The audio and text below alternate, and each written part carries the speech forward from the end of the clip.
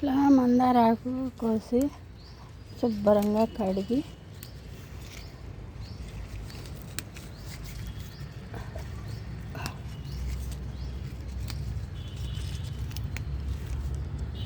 దాంట్లో ఆరబెట్టి నీడను ఆరబెట్టి తర్వాత బాగా ఆరిన తర్వాత ఇట్లా కడిగి బాగా నీడలో ఆరబెట్టి బాగా ఆరిన తర్వాత పొడి కొట్టుకొని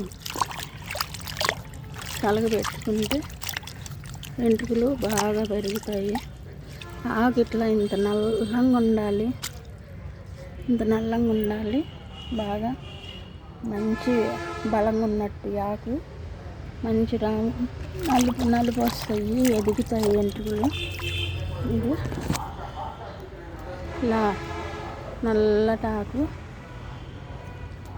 మందారాకు మొత్తం ఆకంతా కోసేసాను. ఇప్పుడు ఇది ముద్ద మందారం, ఈ రెక్క మందారం.